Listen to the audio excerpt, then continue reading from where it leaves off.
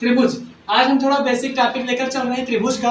क्या होता है बेसिक, तो हमने कहा त्रिभुज का भी डाल दिया जाए। देखिए एक एक सवाल डालना तो थोड़ा मुश्किल होता है, आपसे हम बताएं। तो हम सोच रहे हैं कि पहले हमने इसके पहले डाला था समांतर श्रेणी, तो आज हम सोच रहे थे आप लोगों को हम डाल दें त्रिभुज में बेसिक क्वेश्चंस। तो सभी लोग ध्यान से देखिए, इसमें समझिए, क्योंकि हमारे वीडियो बहुत ही आप लोग समझ रहे हैं, पूरा एक एक डीपली बताते हैं। त्रिभुज आप लोग ध्यान से समझिएगा क्या होता है त्रिभुज। सबसे पहले हम त्रिभुज बताते हैं क्या होती है त्रिभुज, जिसमें तीन भुजाएं होती हैं। नाम से ही हमें त्रिभुज, तीन भुजा वाला, जिसमें तीन भुजा तथा तीन कोण होते हैं, वो होते हैं क्या त्रिभुज। तो याद रखिए, जिसमें तीन भुजाएं होती हैं और तीन कोण होते हैं, वो हमारे कहलाते हैं त्रिभुज। जैसा कि अब हम बताते हैं त्रिभुज में कि क्या होता है। पहला हमने बहुत ज्यादा इंपॉर्टेंट है, समबाहु, समद्विबाहु तथा विषमबाहु। इसी तरह ये हो जाते हैं आपके कि भुजाओं के आधार पर, कोण के आधार पर भी हैं, लेकिन हम अभी पहले आपको बताते हैं एक एक डिग्री कर जो ज्यादा इंपॉर्टेंट हमें ज्यादा आते हैं।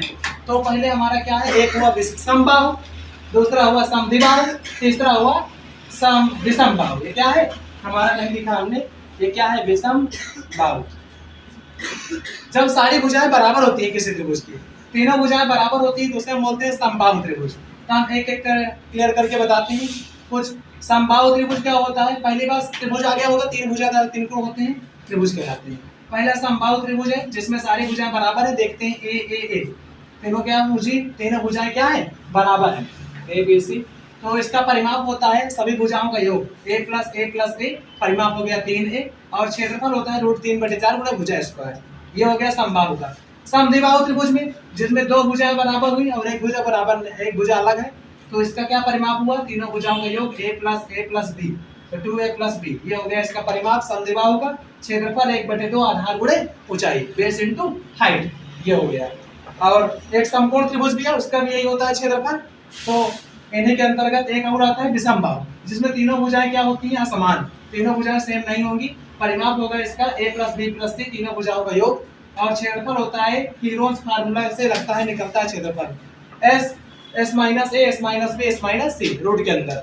s होता है अर्ध परिमाप, मतलब परिमाप का आधा क्या होता है s, और a b c तीनों भुजाएं हैं हमारी। तो ये हो गए तुम्हारे तीन प्रकार के क्या त्रिभुज। अब इन्हीं के अंदर और भी बहुत सारे मिलते हैं, लेकिन प्रमुख क्या है तीन। अब इन्हीं के अंदर और भी तोड़ सकते हैं, एक दो त्रिभुज और भी अंदर मिलेंगे।